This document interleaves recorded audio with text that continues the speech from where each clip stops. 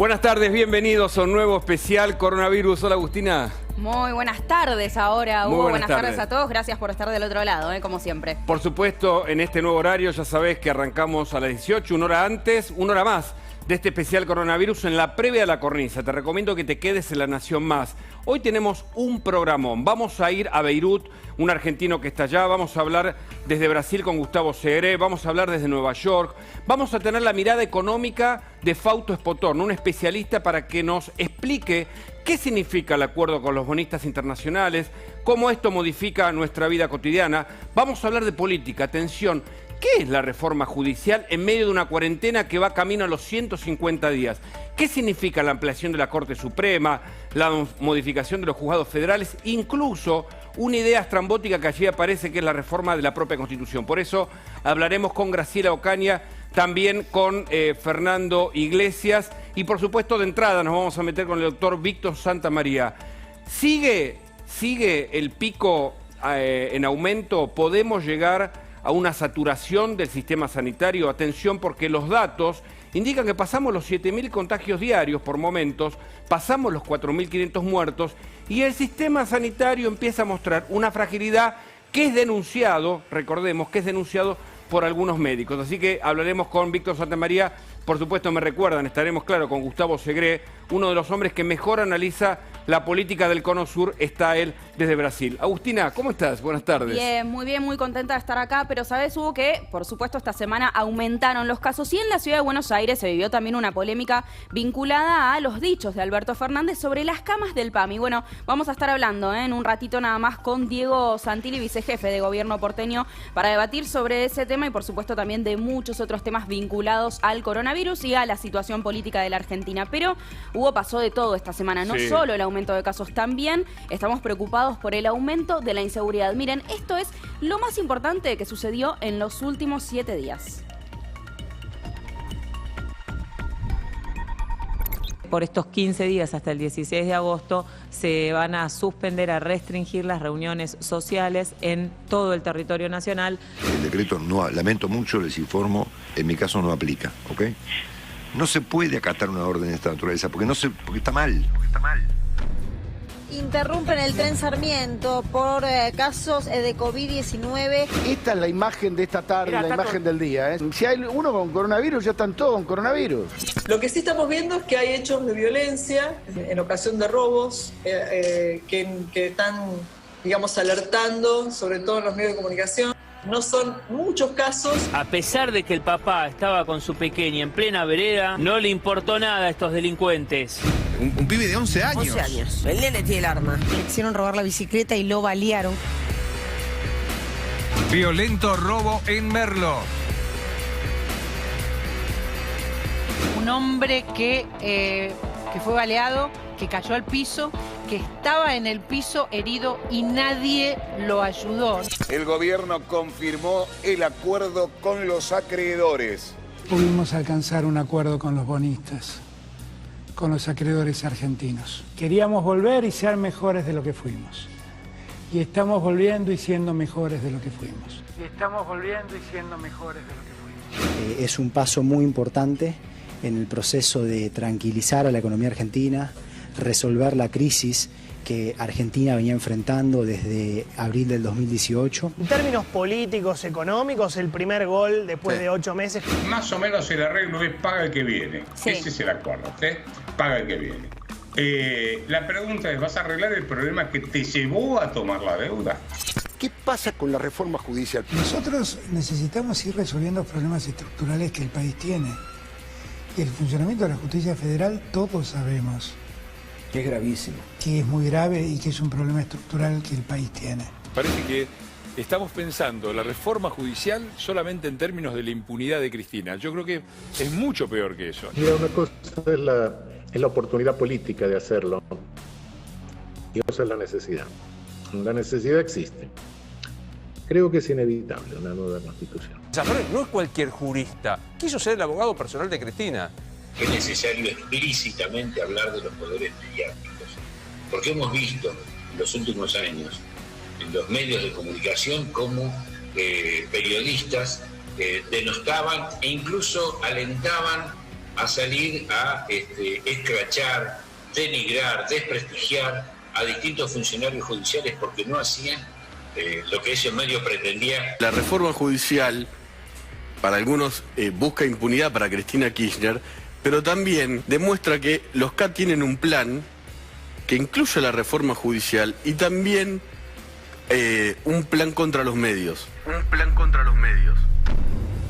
Quiero felicitar a todos los tarados del Congreso que hicieron una ley de teletrabajo que escupió y orinó el sistema. La verdad, hacen todo para que el tipo que da trabajo no dé trabajo. Ustedes son unos imbéciles. En serio, son un grupo de imbéciles. A esta altura creo que son hijos de p*** en lugar de imbéciles. Los números hoy son muy alarmantes. Lo que presentó UNICEF es en realidad una proyección hacia fin de año, cruzando datos oficiales del INDEC y las proyecciones de la caída del Producto Bruto Interno de la Argentina por parte del Fondo Monetario Internacional. Estamos hablando de que pasa desde 2019, donde estábamos en el 53, afectando a 7 millones de personas, a finales de 2020 a 8.3 millones de chicos.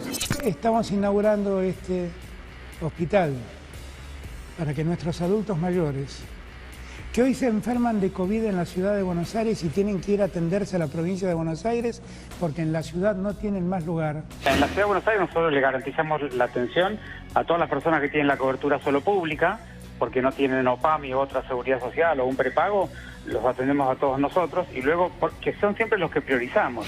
Primer capítulo para esto que seguramente va a ser largo hacia el año próximo, que es un año electoral.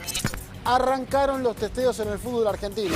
Qué bueno. Recordemos que tienen autorización para volver a los entrenamientos. Volverá el fútbol profesional, sin público, aclaramos. ¿Qué te parece esta decisión? Coherente 20%, incoherente 79,8%. Cámara Federal confirmó los procesamientos de Cristóbal López, Fabián de Sousa y Osvaldo Sanfelice por lavado de dinero y asociación ilícita.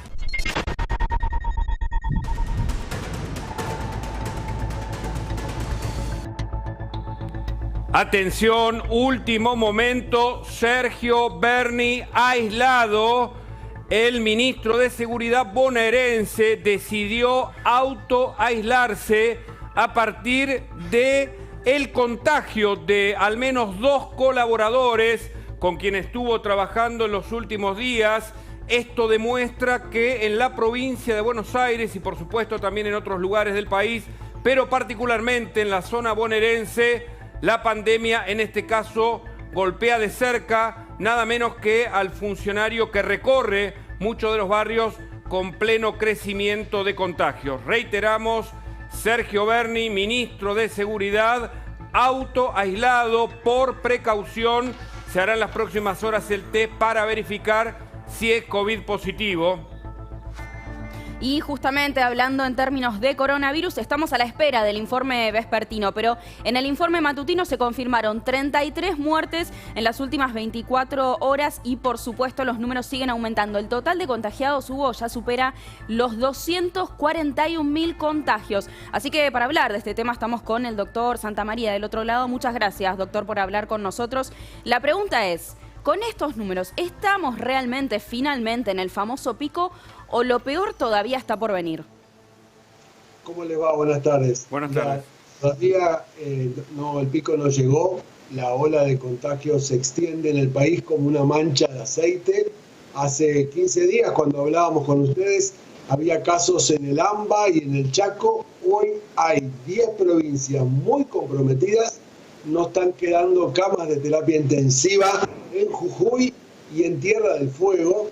Y los números de terapia intensiva en un día de 3.300 pasaron a 1.502 solo en un día. La verdad que siguen creciendo y lo que ustedes acaban de contar recién con Berni y con muchos otros funcionarios que no se dice y con un cambio de estrategia que hicieron hoy, como que hay más pacientes que están dados de alta. La verdad que los números son muy preocupantes. Doctor, justamente usted viene señalando, y también sé que recorre algunos barrios del conurbano, viene señalando la escasez de test y a su vez el peligro del colapso del sistema sanitario, que es denunciado por varios médicos. En un ratito vamos a mostrar un informe. ¿Hay preocupación, sobre todo en la provincia de Buenos Aires y también en la ciudad, de que nos quedemos sin camas? Mirá, no solo nos estamos quedando sin camas, hay un dato que hoy reveló Andrés Klipan en Infobae, donde cuenta que la provincia que tiene más de 2.500 muertos de los 4.500 que hay, es la zona con más mortalidad por el estado de la población. Ha comprado containers refrigerados porque las morgues no dan abasto. Eso te habla. Hay 3 indicadores que marcan la gravedad de la pandemia: el número de muertos, los casos que hay diarios y la ocupación de terapia intensiva. Esos tres parámetros te dicen cómo estamos en la pandemia. Por eso sigue creciendo la curva, que no terminó, y ustedes y yo vemos que mucha gente no tiene los cuidados básicos. No hay cuarentena, la verdad, el agotamiento de la población es muy grande, y tampoco hay campañas de educación. Hay campañas de miedo, pero no campañas de educación para ver qué situaciones son de riesgo y cuáles no. ¿Por qué le parece que la gente está dejando, ¿no?, de cuidarse o de cumplir, como usted mencionaba, estos protocolos que la verdad que en el último tiempo hemos aprendido muy bien de qué se tratan? Creo que hemos aprendido muchas cosas, pero te dicen que no te reúnas, pero no te dicen cómo te podés reunir. Nadie puede estar 5 meses de ver a su familia o a un amigo. Yo te cuento, suponete que nosotros fuéramos amigos, te puedo citar en una plaza, los dos vamos con barbijo, con máscara facial, estamos a 2 metros cada uno, caminamos y ninguno de los dos nos vemos, hablamos, por supuesto, no tomamos mate, no nos abrazamos, claro, y seguro que no nos vamos a contagiar. Hay que hablar de las cosas que sí se pueden hacer en vez de pasarte un video de terapia intensiva, claro, donde infundo miedo, pero no digo qué hacer. Tenemos que poder salir a trabajar y hay situaciones que son, ustedes y yo salimos todos los días, usamos las precauciones y hasta ahora, por suerte, porque siempre hay riesgo, no nos hemos contagiado. Entonces digo, es importante recalcar qué cosas no son riesgosas y puedo hacer, no solo asustarme, porque la gente se cansó de eso. ¿Y por qué dice, doctor, que hay una campaña del miedo? Justamente por esta publicidad, le recordamos a la gente, si no lo vio, una publicidad del gobierno donde se muestra una persona que está internada, y también muchos señalan que hay funcionarios de la provincia de Buenos Aires que agistan el fantasma del miedo en vez de apelar a la responsabilidad social. ¿Por qué usted dice esto? Mira, el ministro de la provincia de Buenos Aires habló que no va a haber vacaciones de verano, Keplan habla de cadáveres todo el tiempo, y los actores han hecho una campaña que estaría muy bien que le den trabajo a los actores, pero simulando esto que yo te cuento. ¿Cómo puedo salir a trabajar? ¿Cómo puedo salir a la calle? No que me digan, mirá, se contagió, no se reúne, la gente es mala, toma cerveza, toma mate. Yo quiero ejemplos positivos. No hay que hablar de lo que se perdió. Tenemos que hablar, porque esta pandemia va a durar mucho tiempo, de qué cosas puedo ganar y enfocar los aspectos positivos para producir adhesión. Aparte, le digo a la gente que no salga, y vos ves que los políticos se juntan, no usan barbijo, están más cerca de 2 metros, de hecho vemos que se contagian, y eso es muy mal ejemplo para la población. Nadie puede seguir a un ciego, los dos caen en el pozo. Doctor, retomo algo que usted mencionaba recién, justamente hablando de los contagios y los posibles contagios dentro de los funcionarios. Usted dijo recién algo que me llamó la atención, y es: hay muchos casos y aislamientos dentro de los funcionarios que no conocemos. ¿Hay más casos? Hay muchos más casos. Yo tengo 61 años y soy de la UBA, me formé ahí, tengo muchos amigos en Capital, en el conurbano, muchos incluso que trabajan para el Estado o son médicos que asisten a funcionarios. Me cuentan reportes de choferes, de personal, de oficinas que cierran. Tengo muchos datos que, como no son oficiales, sino que son de compañeros que están bajo secreto médico, hay muchos más casos. Es preocupante la cantidad de casos que hay, y yo veo que muchos de que deberían dar el ejemplo no usan las medidas que todos, vos decías muy bien, que todos sabemos. Basta con ver los diarios, las fotos, las entrevistas, lo que sale. Vos sabés que no lo hacen. Y el virus es muy contagioso, de hecho recorrió todo el mundo, paró al mundo. ¿Por qué no nos va a pasar a nosotros? Me preocupa porque ahora salió de Capital y del Gran Buenos Aires, hay 10 provincias y todos sabemos que las condiciones sanitarias y los hospitales del interior no son como la prestación de salud que tenemos. Por eso estoy preocupado. Sí. Nosotros hablamos mucho de lo que pasa a nivel político, ya nos vamos a meter en la reforma judicial, también de lo que pasa a nivel de la inseguridad, pero que Bernie pueda estar contagiado, ¿tiene alguna implicación desde el punto de vista del Tepico famoso al que parece que nunca llegamos? Mirá, él recorre, como vos decís, lo hemos visto en varios operativos, sé que hay personal de él, de seguridad, sé que hay una cantidad de choferes que llevan a funcionarios que están contagiados y por protocolo se tienen que aislar, más allá que él lo tenga o no, pero me queda claro que el contagio es muy grande, mucho más de lo que sabemos, porque vos recién, Hugo, decías algo muy importante. No estamos haciendo la cantidad suficiente de test. Claro. De hecho, la positividad está entre el 30 y el 50%, cuando la Organización Mundial de la Salud dice que debería ser el 10%. Eso marca que estamos testeando muy poco. Claro. Ahora, justamente en este sentido, el gobierno anunció que se van a contar como positivos también los contactos estrechos. ¿A qué le parece que obedece esa decisión del ministerio? Creo que es un error, primero, y obedece a que no tienen suficientes test ni logística. Yo tengo compañeros médicos que por edad, digo porque soy un hombre mayor, están haciendo reposo en su casa, son de riesgo. Y entonces son los médicos que llaman a los pacientes, que le hacen el seguimiento. Y en provincia, la tardanza de un test está tardando de 3 a 5 o 6 días. Por lo cual, como no está confirmado, el paciente sigue contagiando. Si vos no testeás suficiente, no podés aislar. Entonces el virus sigue. De hecho, por eso, a pesar de la cuarentena, los casos siguen creciendo. Me permito interrumpirlo acá porque nosotros estamos investigando mucho, ¿no?, lo que sucede justamente en la provincia, y algunos de los casos que nos han llegado en estos días tienen que ver con esta situación. Personas que han sido testeadas y que mientras esperaban el resultado fueron enviadas a su casa en vez de ser aislados. ¿Es correcto ese protocolo? ¿Qué se debería hacer? Mirá, no solo es correcto, sino que juegan con nosotros. Hoy en el reporte de esta mañana cambiaron cómo dar el alta. Dar el alta a los 10 días, sin saber cómo estás. Hoy hay un alta de 60.000 pacientes. Oficialmente los recuperados hoy son 170.000. Y eso es ficticio, porque sabemos que la persona, a pesar de los 14 días que deja de contagiar, sigue enfermo. Muchos por suerte se recuperan, pero muchos siguen convalecientes. Entonces, están jugando con las cifras y no tenemos dimensión en realidad de lo que está pasando. Doctor, muchas gracias por el contacto. Le agradecemos nuevamente al doctor Santamaría que aparece con nosotros y nos da cuenta de un escenario que no aparece tan visible en los medios, y queremos remarcar un aspecto que se esconde, que está agazapado detrás de la cuarentena y tiene que ver con la inseguridad. Más de 200 homicidios hubo en lo que va de este año. Los robos se multiplican. La denuncia solo en la provincia de Buenos Aires asciende a más de 2.000 por día. Miren este caso, miren la crueldad. Le roban a un discapacitado. Miren las imágenes. Ahí está, ustedes van a ver un hombre que está en silla de ruedas y que es robado por un delincuente que va a pasar a su lado. ¿El robó lo vemos correr?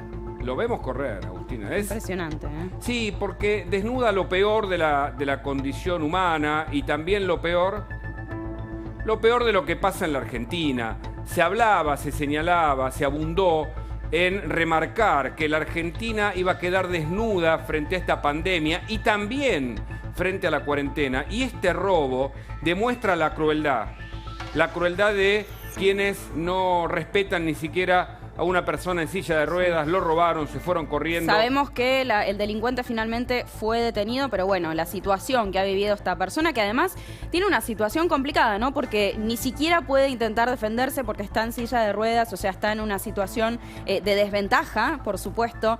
Así que realmente impresionante. Preocupante. Nosotros decimos y vamos a seguir contando hechos de inseguridad para que entiendas dónde estamos parados, porque decimos que salen de cacería, delincuentes que no van incluso armados, o en todo caso llevan una punta, un destornillador, un cuchillo, y así recorren las calles. Atención con esto. Sí, exacto, sí, hablamos de esto porque justamente una persona que está en una silla de ruedas, te imaginas que quiere llamar a la policía y está en situaciones más complicadas. Pero bueno, vamos a hablar de todo esto y también, por supuesto, analizando todo lo que sucede respecto al coronavirus, pero después de esta pausa, ya venimos.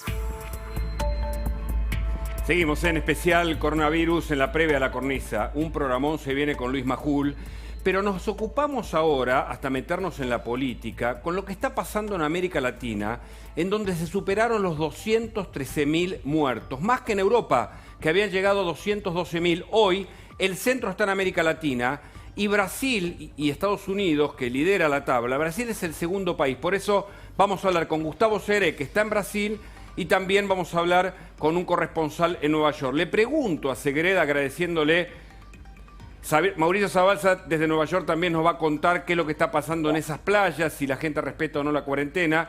Pero quiero preguntarle a Segred, Bolsonaro, ¿cómo va a solucionar el problema de estos contagios masivos?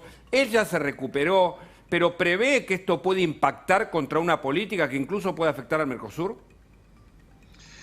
¿Qué tal, Hugo? Buenas noches para todos. Bueno, vos sabés que Brasil superó en este fin de semana 2 récords muy tristes. Primero de contagios, 3 millones, en este momento 3.035.422, son 22.053 desde el último informe, y 101.000, superó la barrera de los 100.000 fallecidos, 101.049, 506 desde el último reporte.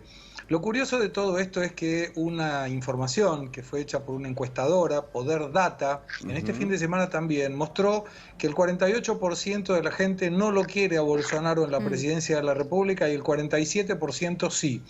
Lo curioso de esta entrevista, de esta encuesta, es que el número anterior había dado que el 52% no lo quería en la presidencia y el 43% sí. O sea, mejoró en los dos indicadores el 4%.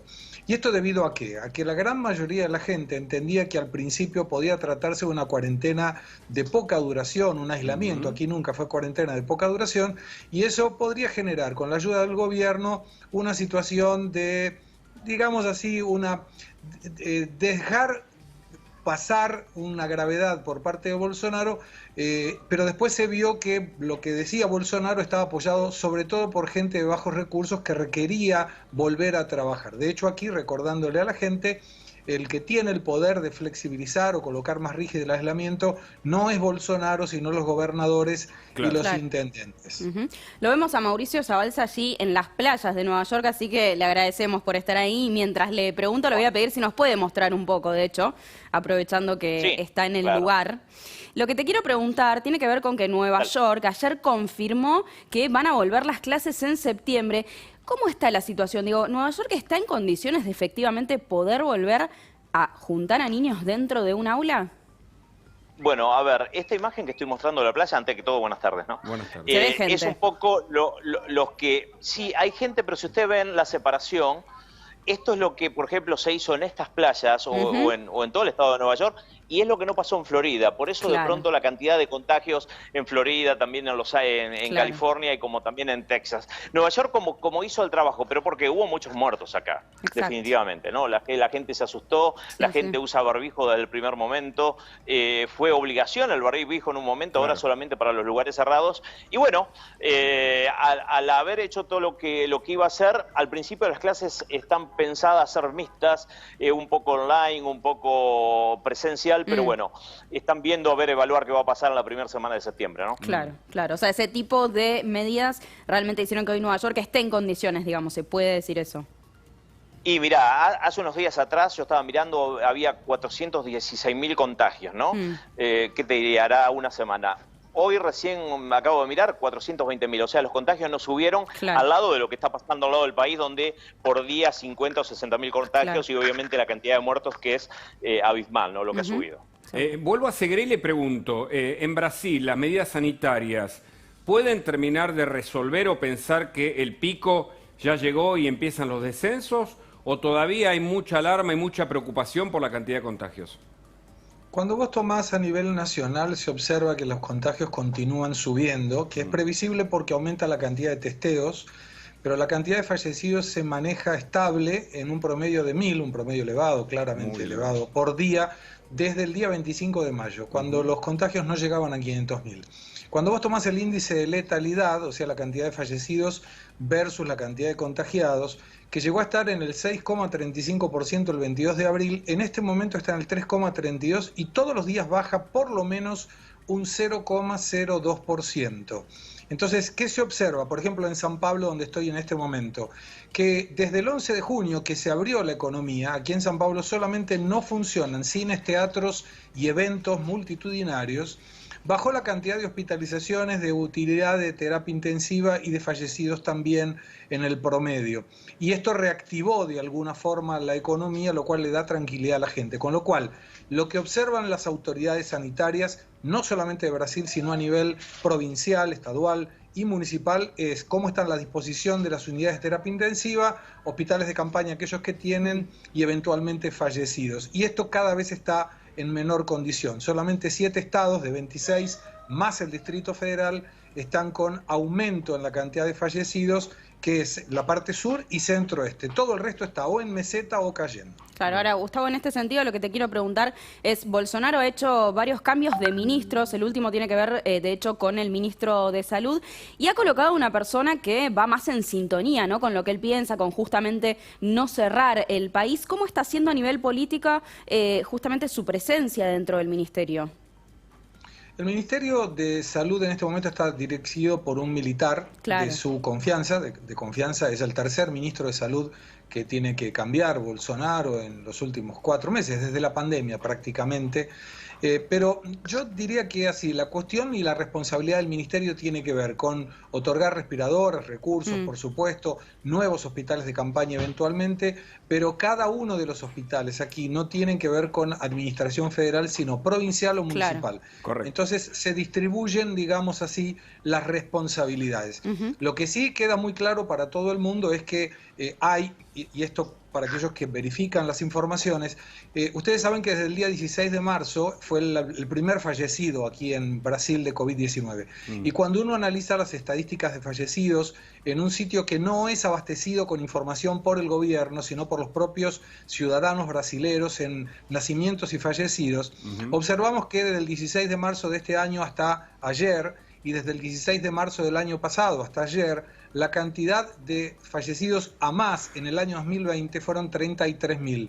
No obstante, constan 90.000, 100.000 ahora, 101.067 fallecidos por COVID-19, lo cual esto se debe a qué explicación científica. A todo el mundo que fallece se le hace una verificación de COVID-19. Si da positivo, automáticamente se lo atribuye a un fallecimiento de COVID, pero en realidad puede ser que la persona falleció por otra circunstancia con positivo de COVID-19. Claro. Y eso explica la diferencia. Entiendo. Y le pregunto, voy a Estados Unidos, le pregunto por las elecciones. Parece que Trump quiere postergar las elecciones, pero esto obviamente tiene que tener un aval. ¿Cómo están hoy las encuestas entre Biden y Trump, justamente? Biden. Antes que nada, te digo, Hugo, que todo lo que está diciendo Gustavo parece un calco de lo que está pasando en Estados Unidos, Mirá. ¿No? Igual, exactamente igual, en datos, en la forma de testeos. Trump se ufana de que se hicieron 55 millones de testeos, por eso tanta cantidad de personas infectadas, ¿no? Yendo a las elecciones, bueno, lo tiró Trump. Obviamente la cuestión tiene que ver con la vacuna. Esto está clarísimo. Está esperándola, ¿no? Ansioso. Cuando aparezca la vacuna, evidentemente se le amplían por ahí las posibilidades o de acercarse al menos a las encuestas que le están dando a favor a Biden.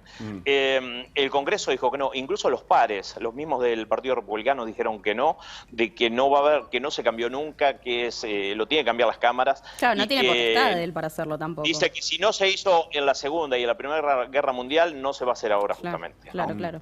Y ahora, Mauricio, en términos justamente de la vacuna, ¿no? Estados Unidos dice que va a tener una para fin de año, pero al mismo tiempo, esta semana Rusia aseguró que el miércoles se va a convertir en el primer país en registrar una vacuna. Y la realidad es que lo que uno ve es que parecería que hay más apuro por sacar una vacuna rápido que por su calidad. ¿Se puede decir que hay una nueva guerra espacial, por ejemplo, pero en términos de vacuna?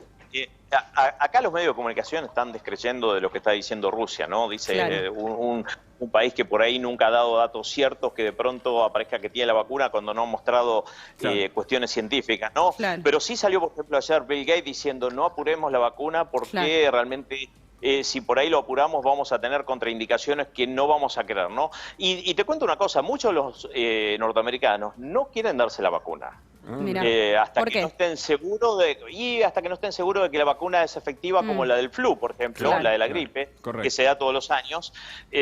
Así que es toda una incógnita. Lo que sí, bueno, ya hay 30.000 personas que el laboratorio Moderna ya le dio la vacuna, 15.000 placebos, 15.000 vacunas, y seguramente en algunos días más vamos a tener seguramente información sobre el tema, ¿no? Recordemos que Trump habla de virus chino, no habla de coronavirus, y allí, como bien dice Agustina, hay una cuestión geopolítica que se está dando por detrás, mientras pueden aparecer las vacunas. En Brasil, Gustavo, ¿se espera también ansiosamente la vacuna? Digo, desde el punto de vista político, ¿no? ¿Bolsonaro está ansioso por eso o no haber aplicado la cuarentena lo sigue manteniendo una imagen positiva? No, estamos todos, me incluyo, todos ansiosos por la vacuna. Hay 4 testeos aquí. La vacuna de Sinovac, que es un acuerdo con el gobierno del Estado Provincial de San Pablo, que ya está haciendo testeos en fase 3, son 9.000 voluntarios, de los cuales se habían anotados 1 millón de voluntarios para participar de ese testeo. Según el gobernador Doria, debe estar por ahí por el mes de enero, seguramente ya la primera dosis. Se especula que hasta abril, según informaciones del propio gobernador, estaría todo el Estado provincial inmunizado. El presidente Bolsonaro firmó un decreto de necesidad de urgencia, que aquí se le dice medida provisoria, destinando $400 millones para transferencia tecnológica con la segunda vacuna, que es la de Oxford, y que se espera que a partir de octubre ya puedan estar llegando aquí los reactivos. Esto permitiría 100 millones de dosis y hay 5.000 voluntarios. La tercera es la de Pfizer y la cuarta es la del gobierno del estado de Paraná con otra empresa china. Esperemos. Les agradecemos muchísimo a Gustavo Segre y Mauricio Zabalza por haber hablado con nosotros desde Brasil y Estados Unidos. En un ratito vamos a seguir hablando sobre política, sobre todo lo que está sucediendo con el coronavirus. Vamos a una pausa. En instantes estamos de vuelta con más Especial Coronavirus. Seguimos en Especial Coronavirus. El martes quedamos congelados frente a estas imágenes. Ustedes recuerden, 150 muertos, 6.000 heridos. Esta explosión en Beirut que dejó un cráter de 43 metros de profundidad, 2.750 toneladas de nitrato de amonio.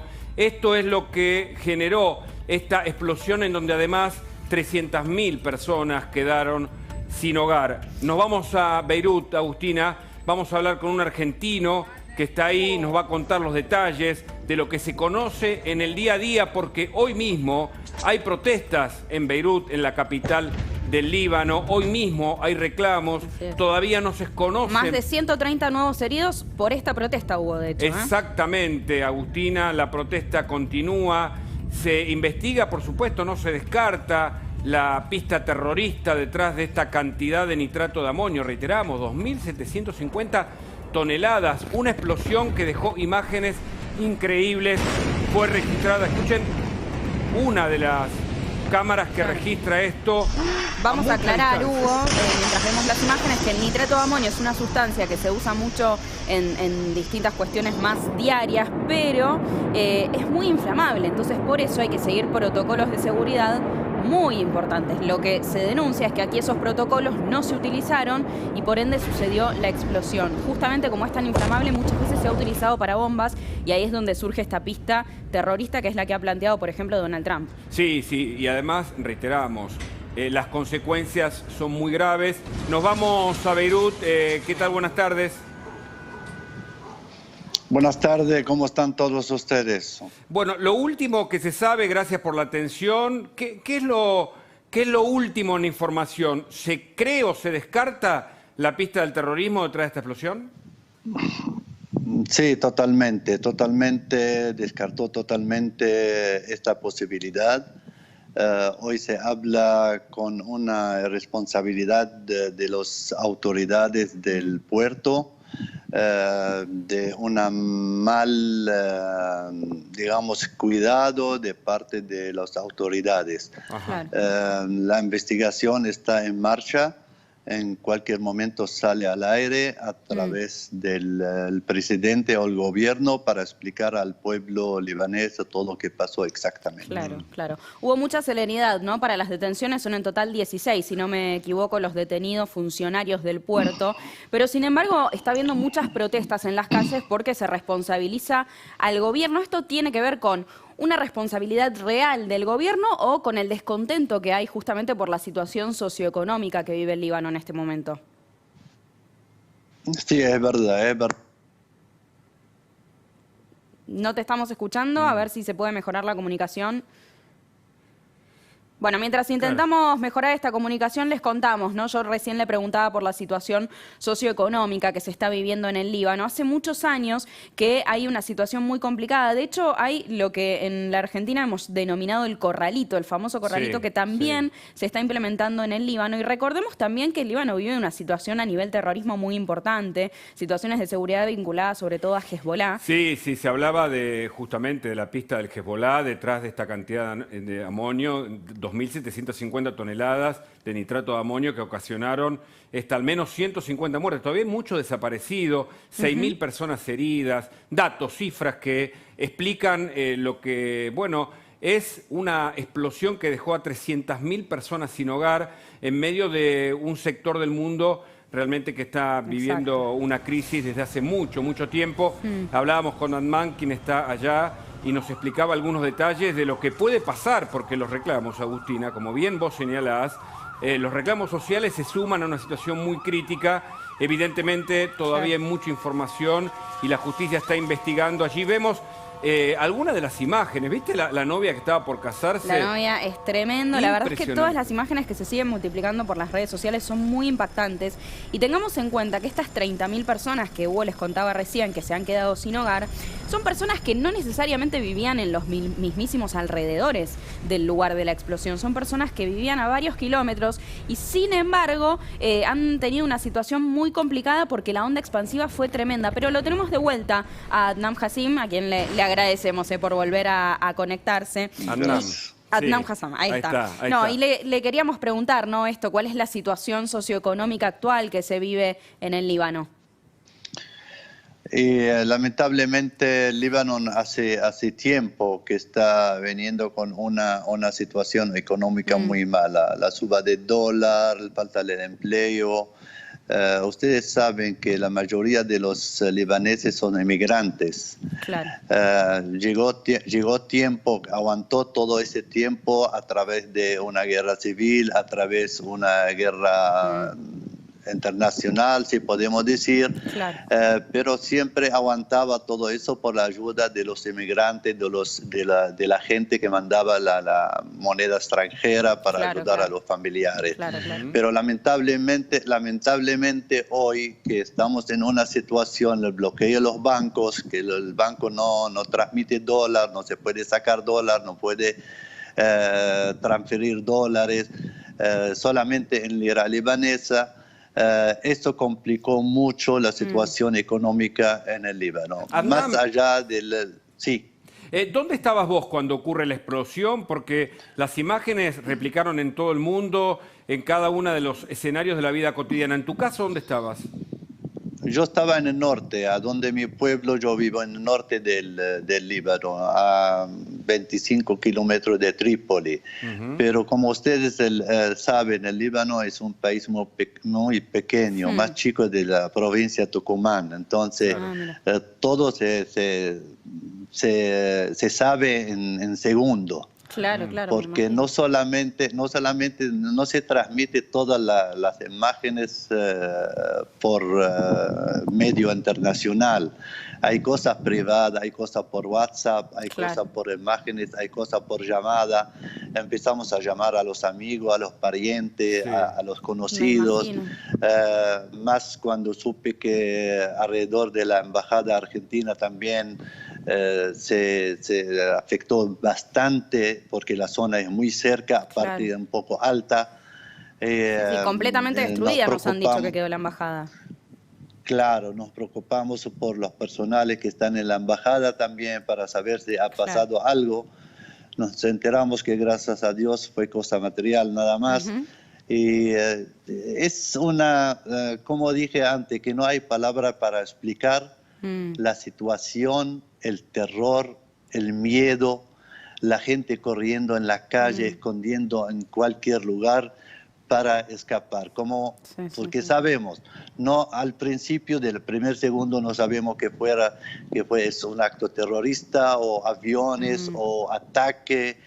No, la gente no sabe absolutamente nada. ¿Qué fue lo primero que pensaste vos? ¿Qué te imaginaste que era? Y sí, pensamos realmente que ya empezó la guerra, te digo la verdad. Pero bueno, al momento ya a través de las imágenes y las autoridades empezaron a decir que no, es una explosión del muelle 12 porque había material como nitroamonio, estas cosas. ¿Hay desaparecidos todavía? ¿Qué se sabe de lo último que se está haciendo alrededor del puerto donde explotó justamente esta cantidad de toneladas de amonio? Sí, algunos comentarios dicen que no explotó toda la cantidad de material que estaba adentro, porque dicen, si no, ahora Beirut no está realmente. Porque hubo varias explosiones de este modo en Francia, en Alemania, en Estados Unidos, en varios lugares, con muy pocas toneladas y hicieron más efecto a la gente. Creo que en Alemania 560 muertos fue por una explosión de este modo. Así que dicen que no explotó todo porque el material estaba muy viejo, de 2013 más o menos, 2014. Correcto. Explotó una parte que estaba a bajo presión en un contenedor, como dicen, y esto que llegó la chispa o el fuego, porque sabemos que se prendió fuego al principio en este lugar. Adnan, y después explotó todo, Muchas gracias por el contacto, Vamos a seguir, por supuesto, por favor, conectados contigo desde Beirut, desde la capital del Líbano. Tenemos mucho programa. Recordemos que se viene la cornisa en un ratito. Ya nos vamos a meter en el tema político, en la reforma judicial, más de la inseguridad. ¿Qué es lo que pasa con el sistema sanitario en el conurbano bonaerense? Quédate con nosotros, en especial coronavirus. Ya volvemos. Seguimos en especial coronavirus y en un ratito se viene la cornisa y por eso lo tenemos a Luis Majul, a quien lo invitamos a sumarse. ¿Cómo estás, Luis? Buenas noches. Buenas noches. Bueno, muy bien. Empezando una semana. Esta semana va a ser muy, muy compleja. Va a ser muy compleja para Cristina Fernández de Kirchner. Por eso estuvo toda la semana pasada, todos los últimos días, tuiteando contra Macri, diciendo que no hay persona más impune que Macri. Una semana muy difícil para Cristóbal López. Arranca el juicio oral por defraudación impositiva de Oil y va a ser esta semana.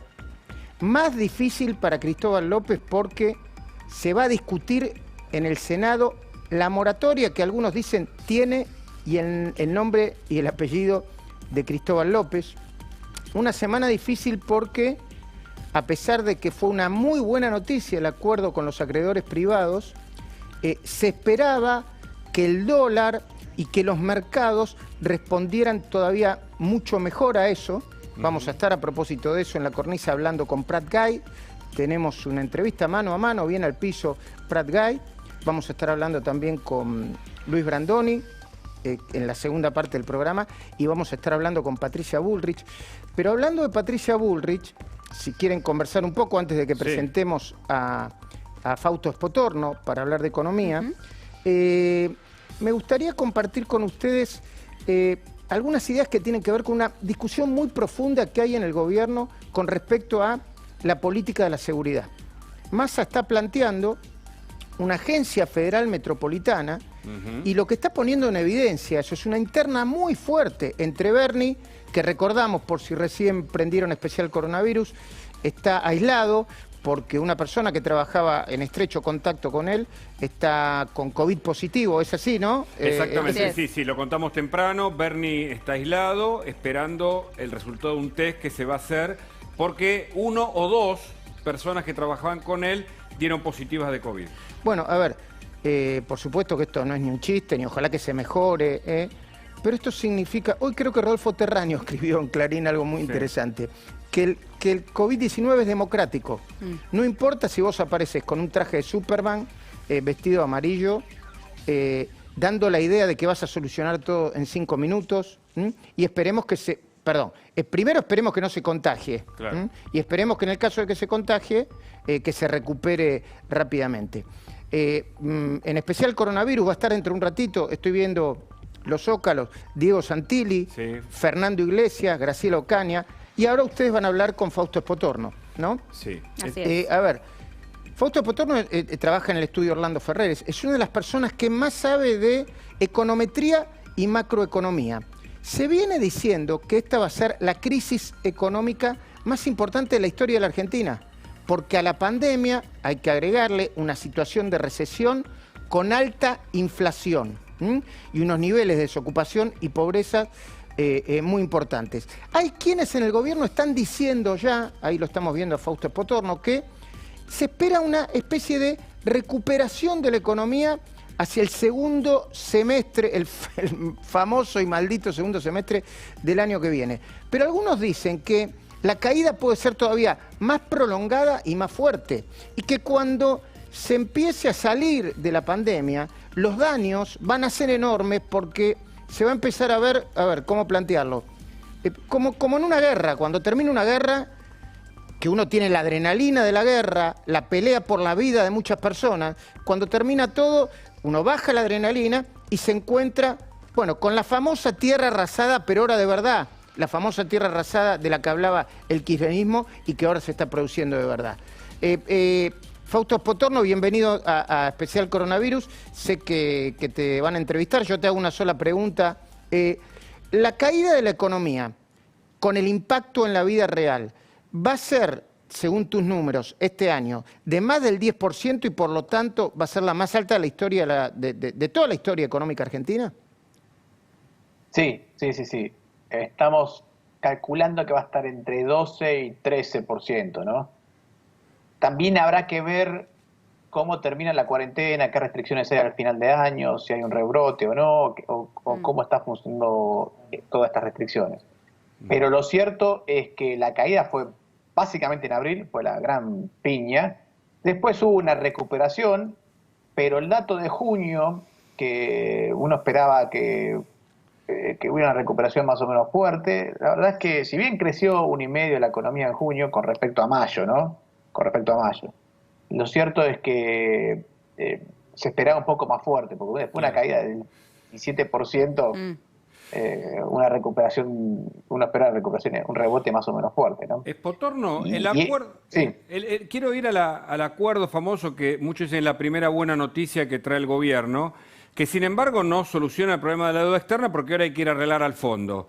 Y hay que ir a arreglar al fondo para pedirle plata cuando uno le pide una renegociación. En definitiva, ¿el kirchnerismo estará preparado, el lugar más anti-fondo monetario para celebrar un acuerdo con el fondo? No solo eso, sino que con el FMI tenés que presentar un programa económico. Hasta ahora no se ha presentado. Y un programa económico que te lo apruebe el FMI. Entonces, ahí donde creo que va a haber dificultades. Creo que el propio ministro de Economía dijo que iba a ser difícil el acuerdo con el FMI. Primero que hay que hacerlo sí o sí porque los vencimientos de deuda con el FMI el año que viene llegan casi a 6.000 millones de dólares, ¿no? Y el gobierno no los tiene. Entonces necesita un acuerdo. Pero en ese acuerdo todos sabemos que el FMI no es que te posterga los plazos. ¿Lo que cree que te postergue los plazos? Muy bien. Tenemos un nuevo acuerdo, presentamos un programa económico, yo te lo apruebo, y si el programa económico es sustentable, sostenible, entonces tenemos un nuevo acuerdo y te vuelvo a prestar plata para que me pagues lo que me debes, por así decirlo. Espotorno, lo quiero llevar... Y ese proceso implica cierto riesgo de que el programa económico kirchnerista, que generalmente tiene mucho de componente ideológico, choque con algunas exigencias más ortodoxas, ¿no? Claro, seguro. Lo quiero llevar a la economía real, ¿no? La pregunta es, ¿qué significa, ¿no?, este acuerdo con los bonistas específicamente? ¿Cómo impacta en el día a día de nuestros bolsillos, ¿no?, de los argentinos? Yo creo que no va a tener mucho impacto en los bolsillos de los argentinos. Te lo pongo de esta manera. Si no llegábamos a un acuerdo, ahí sí ibas a notar la falta del acuerdo en el bolsillo de los argentinos. ¿No? Ahora, llegar a un acuerdo es una condición necesaria, pero no suficiente como para mostrar alguna mejora. Claro. El riesgo no era llegar, sino no llegar, y eso sí se iba a sentir en la calle. Claro. Y Espotorno, ahora tiene que ir el gobierno, reitero, ¿no? El kirchnerismo tiene que ir a negociar, a pedir un nuevo acuerdo, que significa, entiendo, y usted me corregirá si me equivoco, ir a pedir crédito al fondo para refinanciar lo que ya debe. ¿Cómo se traga eso dentro de un gobierno que parece que tiene también alguna interna entre el ala de Alberto y el ala de Cristina? Y no sé, en realidad no, creo que se traga porque hay que tragarlo, como los chicos tomando la medicina, digamos. No hay salida. Le puede no gustar, pero lo tenés que hacer porque no se le puede defaultear al fondo. El fondo es un prestamista de última instancia. En general, legalmente, cuando ¿qué es un prestamista de última instancia? Es el que te presta cuando nadie más te presta. Cuando ya tu capacidad crediticia está mala que nadie más te presta. Entonces viene un señor que dice, yo te presto. Pero, por definición, cuando hay un prestamista de última instancia, no se le puede fallar al prestamista de última instancia, porque si no, dejaría de ser prestamista de última instancia para todos los demás que vengan después. Claro. Entonces, no se le puede fallar al fondo, y ahí lo que suele pasar, si haces eso, es que empezás a perder lugares en cualquier otro organismo internacional en el que pertenezca. Entonces, hay que ir a un acuerdo con el FMI, hay que pagarle, o a llegar a un acuerdo para postergar la deuda, y eso implicará un programa económico que, ya te digo, va a chocar en algunos aspectos porque va a haber exigencias de cierta ortodoxia. Y voy a una muy sencilla.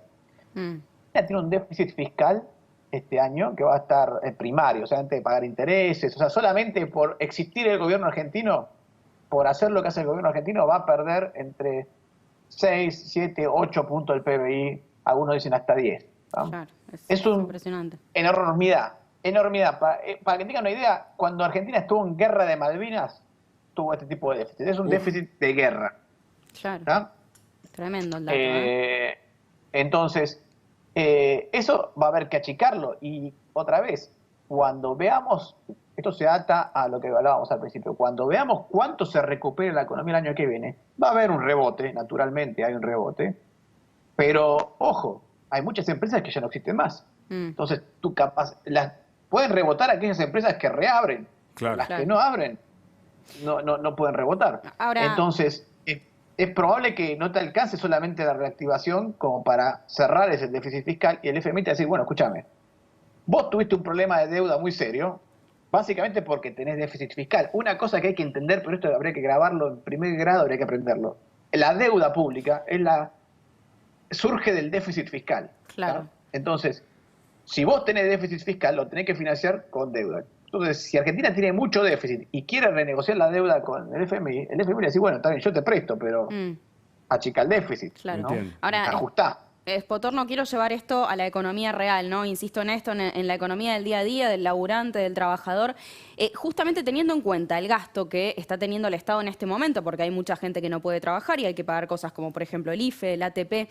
Cuando se vuelva a la normalidad, esto va a afectar, por ejemplo, en la inflación. ¿Cuál va a ser el rubro económico que más va a estar afectado por la vuelta a la normalidad o la llegada a esa famosa nueva normalidad?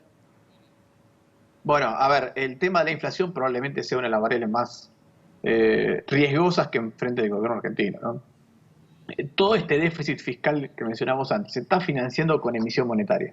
Claro. Pesos que la gente realmente no quiere. Claro. Y cuando hablamos de que no quiere, no es que la gente no quiere cobrar plata, no es eso. Es que no se los quiere quedar los pesos. ¿no? Si vos vas a recibir pesos y los tenés, no los querés guardar porque sabés que no va a mantener tu ahorro, el valor de tu ahorro no se va a mantener con los pesos. Entonces, te los querés sacar de encima. Correcto. Hay dos formas de sacártelo de encima de los pesos.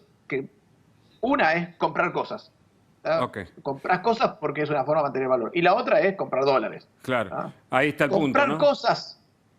Claro, bueno, es que van a pasar las dos cosas. La gente sale a comprar bienes y sale a comprar dólares. Cuando empezás a comprar bienes, te encontrás con que por la cuarentena la cantidad de bienes está limitada. ¿Y el dólar se dispara entonces? ¿Se va a disparar si la gente va al dólar todo el tiempo?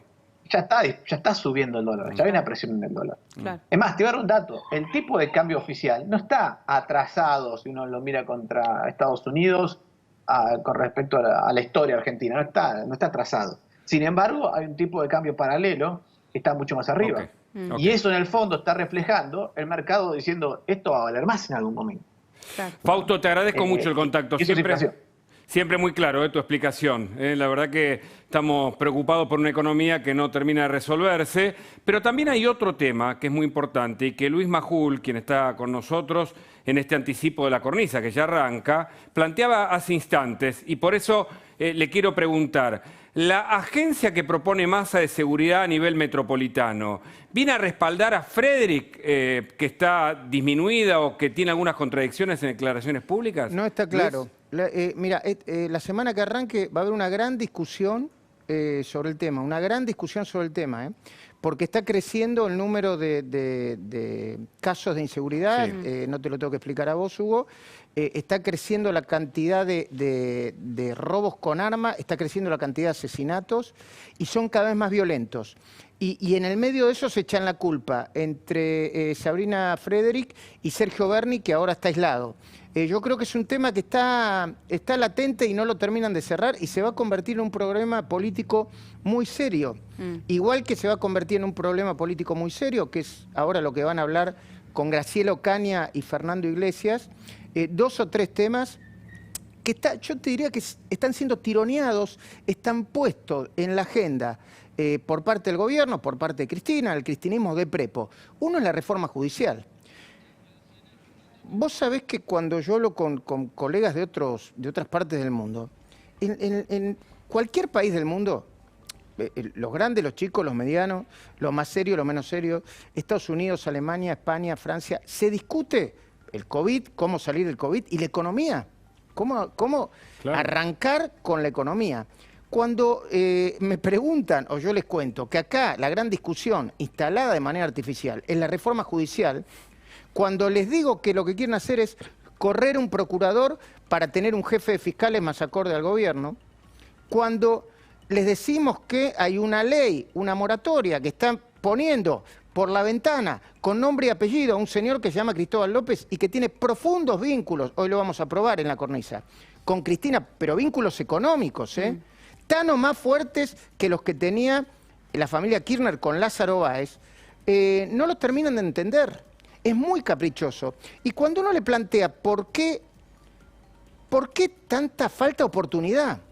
La respuesta que uno tiene cuando habla con gente del Frente de Todos y cuando habla con gente del sector de la justicia es que lo tienen que hacer ahora o no lo van a hacer nunca. Ahora, pero continúan las cosas que son muy raras para cualquier país del mundo. Que el abogado de Cristóbal y Cristina sea uno de los principales miembros de la comisión que el Poder Ejecutivo convocó para reformar la justicia es medio loco. Perdón, está al borde del delito. Hoy lo vamos a hablar con Silvina Martínez y vamos a explicar por qué está al borde del delito. Que el presidente, después de firmar un acuerdo, algunos dicen mejor, peor, pero de alguna manera aliviador para la Argentina, lo primero que tenga para decir es criticar a Horacio Rodríguez Larreta por un tema que tiene que ver con el PAMI, lo va a hablar ahora Graciela Ocaña, que no se entendió ni siquiera las críticas que le quiso hacer, porque está presionado por Cristina Fernández de Kirchner y al mismo tiempo crece la imagen positiva de Horacio Rodríguez Larreta, es como la antipolítica, no se entiende por qué hacen lo que hacen. Bueno, por eso vamos a hablar ahora entonces con Fernando Iglesias y con Graciela Ocaña. Ambos denuncian un plan de impunidad de Cristina detrás de la reforma judicial y otras medidas. Fernando Iglesias, ¿es así y puede llevarse adelante este plan de impunidad o no pasa al Congreso? Bueno, me parece que es muy evidente. Del momento en que ganaron las PASO, va a ser un año, ¿no? Recuerden el país en el que vivimos hace un año, con todos los problemas que tenía, cuánto mejor que el actual era. Pero hace un año, de un año para adelante, desde que ganaron las PASO, está muy claro, salieron todos. El único que no salió es Lázaro, porque tiene que pagar una fianza que no puede explicar de dónde va a sacar la plata para pagarla, pero después salió Julio De Vido, Amado Vudú, Fernando Esteche, Luisito Delía, salieron todos, ¿no? Me parece que es muy evidente la extemporaneidad, en el sentido de que no hay ninguna necesidad, como explicaba recién Luis, en una situación de absoluta emergencia, meterse con un tema institucional tan grave y además en una situación de funcionamiento del Congreso provisoria que no puede seguir. Nuestras autoridades ya lo han dicho con absoluta claridad. Nosotros hemos habilitado las sesiones virtuales, aún sabiendo que estamos en minoría, con dos condiciones básicas. Una, en esas condiciones de discusión de las sesiones virtuales y con el señor Massa y la señora Cristina a cargo de las cámaras, solo se puede llevar al recinto proyectos de ley que tengan un acuerdo. Porque no hay espacio para una discusión razonable, porque ya de por sí la discusión digital no es lo mismo, porque son confusos los métodos de votación. Ya ha pasado más de una vez que una diputada presente en el recinto dice que vota tal cosa y como no está conectado por no sé qué conexión, no vale el voto. Toda una serie de cosas que podrían ser muy graves. Pero además, por el hecho de que la otra condición era que solamente se iban a tratar situaciones pertinentes a la emergencia sanitaria y a la emergencia económica, que son las que tratan todos los congresos razonables del mundo. La reforma judicial no entra dentro de eso y por lo tanto nosotros no vamos a prorrogar el sistema de sesiones virtuales. Tendrá que ver el presidente de la Cámara, que por algo está ahí, cómo hace para reunir al Congreso y para reunir el quórum. Para la reforma judicial no hay sesiones virtuales. La saludo a Graciela Ocaña porque ayer habló de negligencia e impericia dentro del PAMI, justamente en relación a los dichos de Alberto Fernández sobre el PAMI en Capital. ¿Por qué habla de negligencia? Bueno, buenas noches, ¿cómo están? Hola. Básicamente porque es evidente que la directora del PAMI mal informó seguramente al presidente, porque no está contratando a efectores alternativos que el PAMI tiene, y básicamente porque hay un retraso en los pagos de la obra social respecto de sus prestadores. Nosotros estamos presentando en el día de mañana un pedido de informe, vamos a pedir detalle de esto, y prefiere, en lugar de contratar los prestadores alternativos, estamos hablando de instituciones como el Hospital Italiano, el Güemes, y otras de primer nivel, el IMAC, que tiene la ciudad de Buenos Aires, en lugar de enviar a los afiliados a la provincia de Buenos Aires. Todos sabemos que la ciudad está atendiendo a toda la población sin cobertura y además a la población que tiene a cargo del PAMI, en eso no hay ninguna dificultad, y que como todos los días informa el ministro de Salud de la ciudad, el doctor Quirós, existe una disponibilidad de camas. Yo le diría que ¿por qué no habla con la ciudad para ver cómo puede ayudar al PAMI a solucionar los problemas que tiene, que evidentemente se relacionan con la administradora y con la administración que se hace de la obra social? Ocaña, le quiero preguntar por la reforma judicial y esta comisión de 11 miembros que, atención, la Corte Suprema puede ampliar a 20. Este es un detalle que se maneja dentro de la Corte, pero que incluye a Carlos Beraldi, el abogado que representa intereses particulares y a su vez va a representar al Estado en la presunta reforma judicial. ¿Puede pasar al Congreso? Es decir, ¿puede sortear esa etapa o no? Bueno, eso va a depender de la construcción de las mayorías. Todos sabemos que el Frente de Todos tiene mayoría en el Senado, donde comienza el tratamiento del proyecto, y todos también conocemos que hay bloques que se presentaron en las últimas elecciones como opositores que terminan votando desde el 10 de diciembre en conjunto con el Frente de Todos. Entonces, eso no lo sabemos. Lo que sí le digo es que nada que implique crear una comisión para reformar a la justicia donde los integrantes, una cantidad de integrantes sean abogados de funcionarios acusados y que son los que quieren verse beneficiados justamente con esa reforma judicial, no puede terminar en nada bueno. Así que me parece que también va a ser muy importante la opinión de todos los sectores de la sociedad, porque bajo algo que creemos que, y por supuesto entendemos que la justicia no funciona como debe funcionar, lo que no puede hacerse es una reforma para garantizar la impunidad de la vicepresidenta y de sus funcionarios. Fernando Iglesias, denunciaste esta semana que durante la visita de Sabina Frederick a la Comisión de Derechos Humanos no pudiste hacer ninguna pregunta. ¿Qué fue lo que pasó durante esa reunión y qué es lo que le querías consultar a la ministra? No, la verdad, lo que pasó es que limitaron fuertemente el número de oradores, por lo tanto nosotros tuvimos que elegir solamente 4 oradores, 3 minutos cada orador. En total, eso, si yo no hago mal la cuenta, son 12 y 12, 24 minutos para escuchar a la oposición hacer sus preguntas. Después de que entre la ministra y el exdiputado Pietragala hablaron 1 hora y media. Es decir, nos dijeron, tenemos nada más que 2 horas. 1 hora y media hablaron ellos y nos daban 24 minutos y empezaron hablando los diputados de ellos. Además, Yasky, que arrancó con una consideración sobre la dictadura absurda. Son esas cosas que a mí me indignan.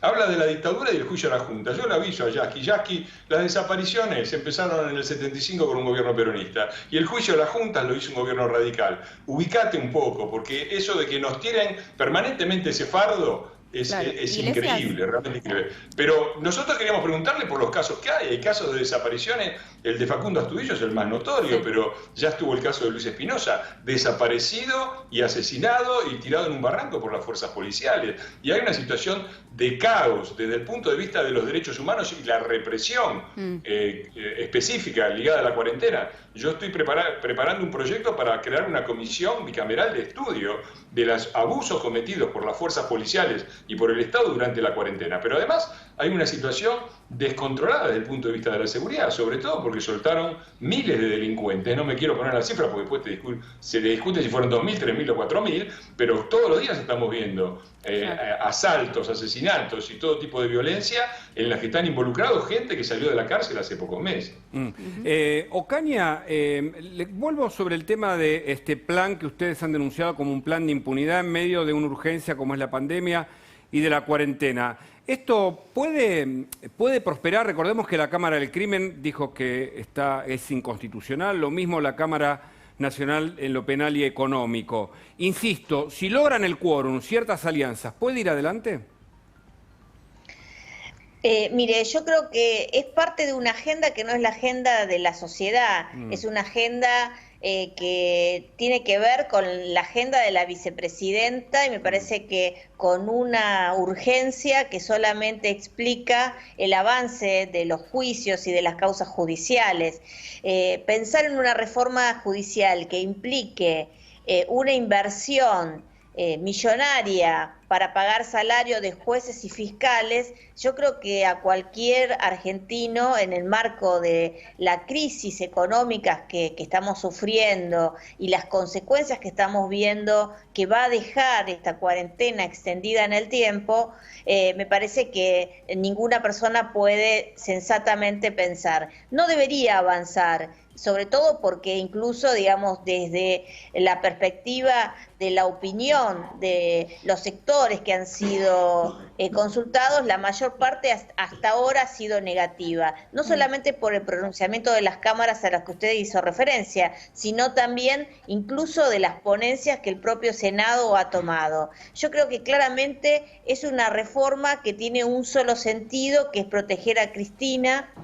No va a mejorar la justicia, porque lo que se quiere reformar es una parte mínima de la justicia que no tiene que ver con la situación de inseguridad que vivimos los vecinos de la ciudad y de la provincia de Buenos Aires, no tiene que ver tampoco con situaciones de mucha injusticia que a veces la sociedad siente, por ejemplo, en defensa del consumidor y todo lo demás, sino que tiene que ver con aspectos penales que solamente preocupan a los funcionarios públicos que hoy tienen que enfrentar juicios por corrupción, es decir, por haberse quedado con el dinero de todos los argentinos. Lo invito a sumarse a Luis Majul, que está con nosotros. Fernando Iglesias y Graciela Ocaña te están escuchando, sí, Luis. Yo entro y salgo, me disculpan ustedes, más fluido. Le quería preguntar a Fernando Iglesias, a Graciela Ocaña también, ¿no? Pero a Fernando Iglesias primero por algo que dijo Cristina Fernández de Kirchner a través de su Twitter diciendo que no hay persona más impune que Mauricio Macri, mientras pedía que, lo citara la justicia, etcétera, etcétera. ¿Qué es lo que tiene para decir? ¿Qué es lo que tenés para decir de eso, Fernando? Y que me parece que forma parte del plan de impunidad, el tratar de demostrar que son, como no pueden demostrar su inocencia, y ni siquiera pueden decir que son inocentes, porque la gente se muere de la risa si lo dicen, y lo digo educadamente, lo que hacen es tratar de equilibrar las cosas. Ahora, yo hago una cuenta, vamos a descreer completamente de la justicia, ¿no? Vamos a pensar que todo, uno lo ve de un lado, otro de otro, vamos a ver. Desde el momento en que Macri se dedicó a la política, allá por el inicio del siglo hasta ahora, SOCMA, del cual él se retiró para dedicarse primero a Boca, después a la Ciudad de Buenos Aires, después a la presidencia, SOCMA era uno de los grandes emporios industriales y de las principales empresas del país. No lo es más. No lo es más. Es una empresa importante, pero mucho más chica de lo que era antes. Desde que Cristina Kirchner llegó a la política con su marido, con una mano atrás y otra adelante, y con 20 propiedades que habían logrado extorsionar con la 1050, no pararon de enriquecerse. Primero en la provincia de Santa Cruz. Y cuando llegaron a nivel nacional, explotó todo, hasta el punto que, como bien dicen, no pueden ni siquiera justificar el blanco. No hablemos de los fondos de Santa Cruz, de la plata de la Rosadita, de los bolsos de López, de los cuadernos, de todo eso que nosotros muchos denunciamos en el 2008 y que todo el mundo vio. Hablemos del blanco, no pueden justificar el blanco, los termosellados que tiene la hija y la plata que tienen en blanco no la pueden justificar. Entonces, me parece que es muy evidente, queremos hacer otra cuenta fuera de la justicia. El gobierno de Cambiemos pagó alrededor de 30-40% menos por cada tramo de autopista y por cada computadora y por cada cosa que tuviera que ver con la obra pública de lo que pagaba el gobierno de Cristina. 30-40% menos. ¿Cómo lo explican? Entonces no hay ninguna posibilidad de igualar las cosas. La verdad es que Cristina, como no tiene forma de defenderse a sí misma, lo único que hace es una estrategia de ataque, como no tiene también con el tema de los espías, otra cosa evidente, más allá de que tiene que investigar la justicia, y nosotros siempre estamos a disposición, no hay ninguna prueba directa que vincule cualquier tema de espionaje con el presidente Macri. En la casa de la expresidenta Cristina se encontraron las grabaciones, las investigaciones, lo único que faltaba que encontrar el sable de San Martín, la carta creo que estaba, bueno, en la casa de la expresidenta. Entonces tratan de decir que es todo lo mismo y de decir que es igual, cuando hay una enormidad, una evidencia muy clara de la culpabilidad del kirchnerismo que excede a la justicia, como acabo de mencionar. Y para precisar más entonces en el caso de Graciela Ocaña, y lo quieren meter en la pelea Horacio Rodríguez Larreta, hay un intento de empezar a esmerilar a Horacio Rodríguez Larreta, ¿no, Graciela? ¿Entendés vos? No sé. Sí, Luis, a mí me parece que evidentemente las declaraciones que hablábamos al principio del tema PAMI tienen que ver con eso, con una mala información del presidente, y la verdad que no se entiende porque hace pocas semanas lo llamó amigo y después una agresión que no tiene sustento, insisto. Y la verdad que para mí es sumamente injusta, porque si hay alguien que se ocupa de la gente mayor siempre, pero muy especialmente en el marco de esta pandemia, donde es la población más vulnerable, ha sido Horacio Rodríguez Larreta. Correcto. No solamente con el trabajo que hizo con el programa Mayores Cuidados, sino también con el tema de todos los controles de geriátricos, y aparte de la empatía. Yo lo sé porque lo sigo mucho el tema, y todos los que trabajamos en tercera edad lo sabemos. A mí me parece que evidentemente hay un uso político que tiene que ver con que la política se meta en el marco de la pandemia, y yo creo que eso es muy malo, porque ha sido negativo, es negativo. Generar miedo en la población con afirmaciones de ese estilo no ayuda a el trabajo conjunto que se había venido haciendo, y que creo que ha sido en ese sentido positivo para la sociedad, ¿no? Y la reforma, vuelvo al punto, algunos la analizan como un modelo castrochavista y otros dicen no, hay que ir a Santa Cruz y mirar los antecedentes del kirchnerismo para ver cómo modificaron allí la justicia. ¿Dónde está la génesis de este modelo, Iglesias? Bueno, en muchos aspectos no hay una gran diferencia.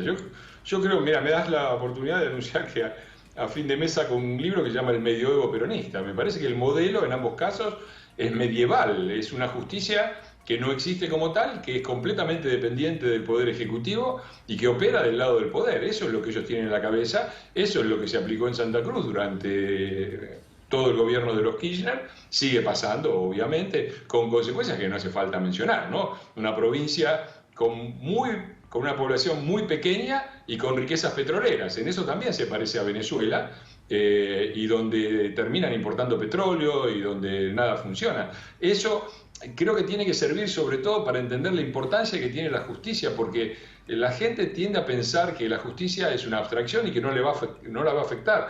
Cuando no hay justicia, cuando no hay Estado de Derecho, cuando no hay seguridad jurídica, tampoco hay desarrollo económico, y eso se vio muy claro, ¿no? Se vio muy claro en Santa Cruz, se vio muy claro en Venezuela, y se vio muy claro también, déjame que vuelva al tema de que hace un año que sucedieron los PASO, el día anterior a las PASO, el riesgo país era de 872 puntos. Eso en cristiano quiere decir que si Argentina se quería financiar tenía que pagar más o menos el 9%. 2 semanas después, habiendo ganado las PASO, la fórmula Fernández-Fernández, el riesgo país estaba en 2.572. Eso quiere decir que Argentina debía pagar para financiarse por lo menos el 26%. Y eso es por falta de seguridad jurídica y porque los muchachos además lo dicen, están orgullosos de combatir al capital y las consecuencias económicas se sienten. Ocaña, breve para esta respuesta, para esta pregunta. Sí, yo te agregaría que a la reforma judicial está el ataque que se le está haciendo a la procuración en el marco de querer correr al procurador Casal a través de denuncias que no tienen mucho sentido. Un procurador que está allí básicamente porque el Senado de la Nación no ha podido hasta ahora conseguir la mayoría para nombrar al procurador según lo marca la ley, y él es el que está a cargo, y la verdad es que estamos asistiendo a un ataque sistemático porque otra de las cosas que quiere Cristina es quedarse con la procuración, es decir, con la posibilidad de justamente de instruir a todos los fiscales. Gracias, Graciela Ocaña, por el contacto como siempre, muy claro. Gracias. Bueno, seguimos con Fernando Iglesias, ya nos comunicamos en instantes con Diego Santilli, Agustina, porque queremos preguntarle justamente a Iglesias sobre lo que está pasando detrás de la cuarentena, que va a llegar a 150 días. Así es, pero mientras tanto seguimos con Fernando Iglesias y retomo algo que mencionó recién él. Usted hablaba del medioevo peronista. ¿A qué se refiere? ¿Qué es ese medioevo peronista? Y a mí me parece que la estructura de pensamiento que tienen es medieval, ¿no? En todos los sentidos. Ellos no reconocen, por ejemplo, la división de poderes, reconocen solamente al poder ejecutivo, el poder soberano, el poder del rey. No reconocen de ninguna manera, para empezar, la pareja presidencial, donde tenés a la reina y al virrey. Las funciones que ejerce en este momento Alberto Fernández son las de un virrey. A la estructura política que tienen organizada en los territorios en los cuales han logrado establecer algún tipo de hegemonía.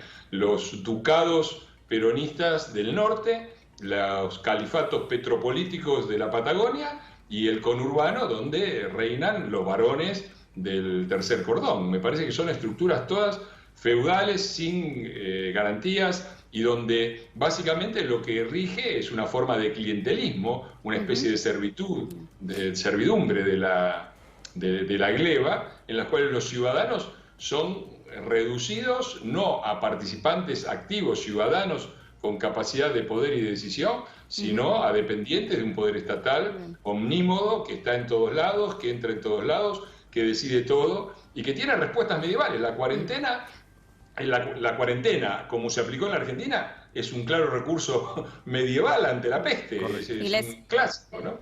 Correcto, correcto. Sí, sí. Está claro que hay un formato que además no se entiende porque hay un montón de causas por corrupción que tienen que seguir su marcha, justamente para definir qué clase de justicia podemos tener en un país y si finalmente hay un plan de impunidad que puede ejecutarse. Pareciera que no están dadas las condiciones en medio de una pandemia y de una cuarentena, ¿no?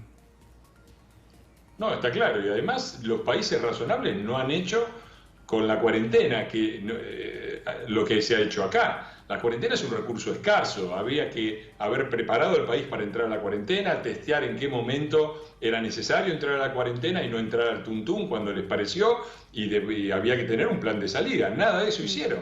Lo único que dicen que la única solución al tema a la peste, es la cuarentena. Eso es el medioevo, realmente, es una forma medieval de ver los problemas. Desde luego que hay que buscar un equilibrio entre lo sanitario, lo social y lo económico, pero este gobierno, por un lado, se desbalanceó completamente, lo único que tomó en cuenta fue lo sanitario, metimos la cuarentena de las más estrictas y la más larga del mundo, y no previmos ni las consecuencias económicas ni las consecuencias sociales, que son altísimas, porque cuando uno hace la cuenta de los problemas causados, inclusive en el terreno sanitario, por gente que tiene patologías que ya no puede atenderse, por gente que tiene, me ha pasado con personas conocidas que han tenido síntomas que en otro momento se hubieran ido a atenderse y a internarse y que no van. ¿Quién va a hacer la estadística de los costos, inclusive en términos de muerte por este tipo de cosas? La verdad es que son primitivos, ¿no? Es muy primitivo lo que hacen.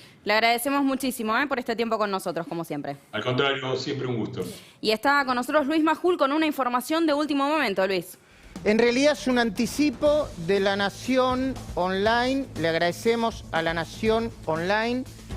Denuncian al abogado de Cristina y Cristóbal López, Carlos Beraldi, por prevaricato. La abogada Silvina Martínez cree que Carlos Beraldi asesora clientes antagónicos al defender a la vicepresidenta, integrar el Consejo Asesor para la Reforma Judicial y trabajar para Cristóbal López. Silvina Martínez nos va a ampliar esta información en cuanto empiece la cornisa a partir de las 8, pero anticipamos. Va a denunciar ante la justicia penal Silvina Martínez, Alberto Carlos Beraldi por prevaricato y por violación de la ley de ética pública, para que entienda la gente, por estar de los dos lados del mostrador, asesorando al Estado por un lado y asesorando a litigantes contra el Estado como Cristina Fernández de Kirchner y Cristóbal López. Gracias, Luis. Quédate en la cornisa, por supuesto. Ya llega Luis Majul. Vamos a hablar con Diego Santilli. Le queremos preguntar directamente. ¿La ciudad de Buenos Aires se empieza a diferenciar de la provincia en cuanto al testeo, en cuanto a algunas medidas sanitarias? Diego, gracias por atendernos. Buenas noches. ¿Cómo les va? Buenas noches a todos. Mira, nosotros seguimos sosteniendo que la región metropolitana es todo una. Obviamente nosotros hemos llevado a fondo lo que es el programa Detectar. El programa Detectar lo que ha hecho es, por ejemplo, los barrios más populares de la ciudad y los barrios más vulnerables de la ciudad de Buenos Aires, en algunos de ellos nos ha puesto la curva negativa, barrio 31, 1114. En el resto de los barrios está llegando a una especie de meseta alta con pico, ¿no? Por decirlo de alguna manera, que nos empieza a mostrar alguna luz al fondo del túnel, porque hemos testeado y diagnosticado 30.000 personas. Eso nos permitió aislar, nos permitió evitar más contagios, con lo cual sentimos que estamos en las 2-3 semanas de, como lo dijo que nuestro sanitarista, 2-3 semanas donde se empieza a definir la cuestión ahora. La definición, quiero que quede claro, mientras que no haya tratamiento o vacuna, vamos a tener que aprender a convivir con el coronavirus, ¿no? Vamos a tener que aprender a convivir con él. Entonces, eso no significa que si nosotros logramos un pico, a partir de lo cual empeces a tener algún tipo de descenso de casos, algún tipo, no significa un descenso vertiginoso, que la cosa haya terminado, todo lo contrario, tenemos que seguir cuidándonos. Por otro lado, yendo a tu pregunta de comienzo, la Ciudad de Buenos Aires viene 3 semanas adelante en casos respecto a la provincia. Es decir, nosotros tuvimos los casos 3 semanas antes, con lo cual es probable que la provincia, digo que no hay certidumbre, lo tenga 3 semanas después, pero nosotros tenemos un trabajo conjunto, tenemos una planificación, hemos decidido consolidar esta etapa, y consolidar la etapa 1 implicó la industria, que nos faltaba, o sea, bien, para que ustedes sepan, desde que empezó la pandemia, la industria alimenticia y la industria de laboratorio está funcionando, después le agregamos la industria de juguete y ahora todo el resto de la industria, ¿no? Maderera, gráficas, etcétera, textil. Entonces, comercios, consolidamos la gran mayoría de los comercios. Todavía nos falta lo que es el sector de Once, nos falta lo que es el sector de Avellaneda, nos falta lo que son los shoppings. Entonces, paulatinamente y gradualmente vamos intentando sumar actividades en un momento donde todavía la tensión está alta. Claro. Diego, ¿cómo fue esa primera semana justamente de reapertura? ¿Mayormente se han cumplido los protocolos? Sí. A tu pregunta, claramente, mayoritariamente se han cumplido los protocolos. De hecho, el famoso caso del bar de Recoleta que tuvimos que llegar nosotros con la policía, el comerciante estaba cumpliendo el protocolo. El problema es que se le había aglomerado a la gente afuera. Claro. Ahí le pedimos a él que nos ayude, que le pida a las personas que estén allí que no puede haber aglomeración de personas, pero no obstante, apenas llegamos nosotros. ¿Y por qué pasan esas cosas?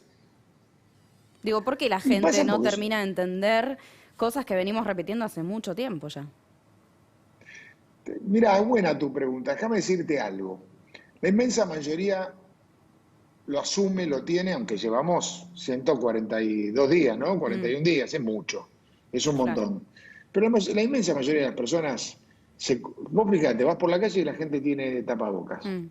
Mantiene el distanciamiento. Más allá de que la salida de papás, mamás y chicos sucede con mucha responsabilidad. Pero te puede pasar en algún caso, después de tantos días, que alguien se distienda. Y eso es lo que hay que evitar, el relajarse, el distenderse. Correcto. Hay que evitar ese tipo de cuestiones. Entonces, en ese laburo es en el que estamos todos los días nosotros, para recordárnoslo, para cuidarnos, porque fíjense que la atención estuvo en el transporte público. Y le pusimos mucho foco al transporte público. Ahora, vos ves el transporte público y siguen indicadores muy bajos para lo que es la normalidad de nuestra ciudad. No sé, 60.000 viajes en el subte. La ciudad de Buenos Aires, un día normal, está entre 1.100.000 y 1.200.000 viajes. Con lo cual es nada. 60.000 sobre 1.100.000, 1.200.000. Entonces, mirás el transporte colectivo, lo mismo, que es el que más gente mueve interjurisdiccionalmente de la provincia a la ciudad. Entonces, digo, allá hay mucho cuidado, lo estamos haciendo, lo estamos reflejando, pero hay que evitar relajarse, porque ahí es donde te pasa que sucede el contagio. Claro. Y a propósito de esta idea, donde el AMBA es uno solo, lo acaba de decir, hay diferencias en cuanto al testeo, mientras que en la provincia de Buenos Aires, en el gobierno nacional, dicen que van a coincidir en el conviviente como contagiado. En la ciudad de Buenos Aires hay una mirada distinta. Nosotros sostenemos que vamos a testear al conviviente. El CONICET, la industria argentina, ha hecho testeos rápidos y testeos de saliva que ahora empezamos a probar. Digamos que están funcionando bien y sostenemos que tenemos que hacerlo. Para nosotros el programa de diagnosticar, testear y aislar es central. Y el conviviente, que nos está dando una tasa relativamente alta, es importante hacerlo. Nosotros sostenemos el trabajo de nuestros sanitaristas y queremos llevarlo a toda la ciudad de Buenos Aires. De hecho, hoy estamos testeando en el 80% donde hay casos en la ciudad de Buenos Aires, estamos con el detectar a pleno, ¿no? Digamos, haciendo un trabajo muy de fondo. Sentimos, quiero ser claro con esto, que vos tenés hoy dos barrios de la ciudad, que es el barrio 31 y el 1114, donde el diagnosticar, testear y aislar dio resultado y la curva es negativa. Queremos llevarlo a toda la ciudad. Claro. Ahora, Diego, vos mencionabas recién algo que tiene que ver con las personas que, digamos, están bajando, ¿no?, los casos, por ejemplo, en algunas zonas como la Villa 31, y que tal vez dentro de 2 o 3 semanas podrían, ¿no?, bajar los casos. ¿Eso significa que estamos atravesando la famosa curva, el famoso pico? Por lo menos en la ciudad de Buenos Aires, ¿no? Fernández decía el viernes que es probable que estemos atravesando el pico amesetado, por ponerlo de otra manera. O sea, vos has visto en otras partes del mundo donde comenzó, de alguna manera no lo pudieron ver, Europa no lo vio, él entró y le hizo una recta hacia arriba, generando, digamos, lo que uno no desea en esta pandemia, porque contagiar la pandemia, mientras que no haya vacuna ni tratamiento, los contagios van a seguir. Lo que hay que evitar es la saturación de los sistemas públicos y privados de salud. Eso no le pudo pasar a otros países del mundo. Nosotros hemos logrado hasta ahora, que no nos pasara ese tipo de situaciones, que es por lo que trabajamos mucho tiempo.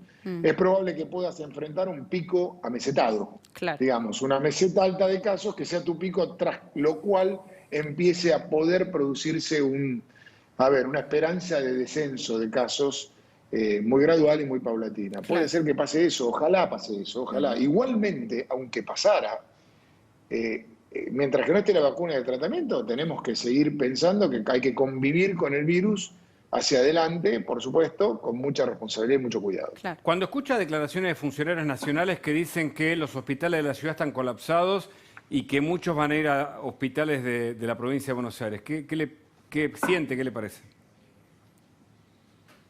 A mí me parece que no sirve en este momento la politización de la discusión sanitaria. Es demasiado el sufrimiento que vive la humanidad, y nosotros en especial como argentinos, que es la persona que tiene miedo a contagiarse y no sabe qué le va a pasar.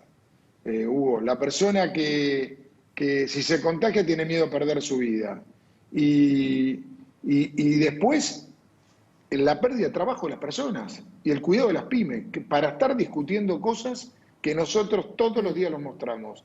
Lo que hay que evitar es la saturación del sistema, y eso es lo que hacemos todos los días. Nuestro sistema está preparado, lo hemos súper trabajado, súper reforzado. Todo este tiempo de cuarentena nos ha posibilitado multiplicar nuestras camas de terapia intensiva, que no es solo comprar camas, no es solo ponerle un monitor, no es solo ponerle un respirador, sino también el terapista, las enfermeras y enfermeros de terapia, los médicos y médicas de terapia, con lo cual fue un trabajo a pleno, con mucha conciencia y mucha inversión en la ciudad de Buenos Aires, con lo cual yo lo que les diría es: nosotros ven los números todos los días, ven cuál es nuestra ocupación de cama de terapia intensiva, que está al 64%, ven el trabajo que hacemos constantemente. No podemos polemizar ni generar marcos de discusión política en este momento. La sociedad espera de nosotros que trabajemos para salir lo más rápido posible de esta situación, que después nos viene otra situación, que es la económica, claro, que es la social, que es poner en marcha nuestro país para generar trabajo, que es lo que tenemos que hacer. A ver si de una vez por todas,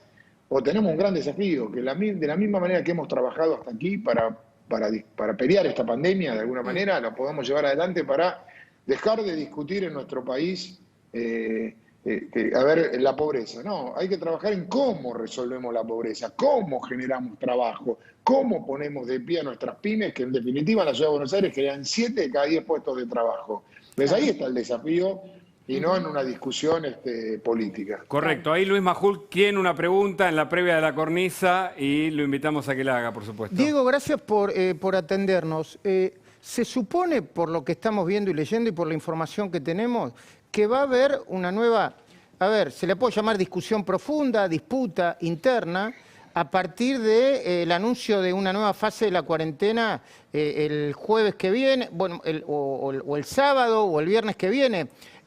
La ciudad sigue con la idea, de acuerdo a los contagios y el panorama que tiene, de seguir flexibilizando por etapas como lo vino planeando desde las últimas 2 fases. Cada vez que viene el final de una etapa, obviamente los equipos del gobierno de la ciudad y de la provincia y de Nación dialogamos y debatimos sobre los temas. Y te lo voy a poner de esta manera, Luis. Nosotros los casos empezaron 3 semanas antes que en la provincia de Buenos Aires. Claro. Entonces, evidentemente, venimos atravesando las situaciones 3 semanas antes que lo que atraviesa la provincia de Buenos Aires. Ahí tenés una primera diferenciación. Ahora, esa diferenciación, lo que no debe hacer es diferenciar lo que la sociedad no diferencia. Es decir, la General Paz y el Riachuelo no separan lo que la gente une. Claro. Nuestros hospitales, nuestro sistema público de salud tiene una historia de atención a todo ciudadano argentino, lo trata, lo cuida y lo atiende. Con lo cual vamos a seguir haciéndolo de esa manera. Si vos me preguntás cuál es nuestra visión, bueno, vamos a ver cómo son los casos de acá el jueves, pero hemos establecido etapas. En la anterior decidimos consolidar la etapa 1 para terminar de abrir los comercios que nos faltan, para terminar de abrir la industria, sabiendo que hay 2 sectores que nos duelen, que son los comerciantes de Once, los comerciantes ¿Abren o no abren? La pregunta es, ¿abren más o no abren más, Diego? Y nosotros, si los casos siguen de esta manera, podríamos pensar en avanzar en la etapa 2, pero hay que ver cómo siguen. ¿Qué es abrir? Perdón, cuando hablo de etapa 2, es abrir un poco más, abrir un poquito, un poco más. Claro. Si los casos están como están en estos días, porque quiero ser claro, nosotros tuvimos 3 días de crecimiento de estos últimos 7 y los otros no. Entonces hubo 3 días que tuviste un pico de 1.400, un pico de 1.300 y después 1.200 y pico. Pero después te bajó a 966, a 1.200, a 1.100. Entonces digo, hay que ver cuál es el promedio de esa meseta. Si, Diego, si el promedio va más a 1.400, tal vez no. Quiero hacerle una última política en estos poquísimos segundos que nos quedan. La pandemia va por un lado. Ahora, ¿hay sectores políticos que lo quieren esmerilar, Horacio Rodríguez Larreta, porque empezaron a darse cuenta que cada vez le va mejor en las encuestas? Yo espero que no. ¿Por qué digo espero que no? El sufrimiento que estamos teniendo como argentinos, digo, el mundo lo está teniendo, pero los argentinos en especial con los problemas que tenemos de 50 años. La pandemia, atrás de estos problemas de la pandemia, que son los problemas sanitarios, de salud, de contagios, de pérdida de vidas, viene lo económico y viene lo social, que es poner de pie a la Argentina, no perder pymes, no perder puestos de trabajo. Espero que no, pero está sucediendo, Diego, perdón, está sucediendo. Yo no me voy a hacer el distraído. Yo tampoco, y yo creo que la sociedad no va a, no va a privilegiar a aquel que politice los problemas que tenemos como país. ¿Sabes a quién va a privilegiar? Al que se sienta en una mesa, por supuesto respetando sus colores. Nosotros somos parte de la oposición, nosotros somos oposición, pero oposición entendiendo los problemas que tiene nuestra sociedad. Hay que generar trabajo, hay que defender cuanta pyme podamos defender. Y ahí nos va a encontrar a Horacio y al que les habla todos los días trabajando para ponernos colorados, pero tomar decisiones que tiendan a construir un país mejor. Muy agradecido, Santilli, agradecido en nombre de Especial Coronavirus y de la CONICET también. Muchas gracias. Gracias, Luis. Buenas noches. Agustina y Hugo Machiavelli, programón, cada vez lo hacen mejor. En cualquier momento les doy para conducir la cornisa. Y se ríen. Muchas gracias por sumarte. Muy bien. Gracias. Sí, hay que conducir la cornisa. También está María Julio Oliván, Federico Andajasi también. Cualquiera lo puede hacer. Cierre Especial Coronavirus. Arranca la cornisa. Prepárate. Nos vamos a divertir un poquito.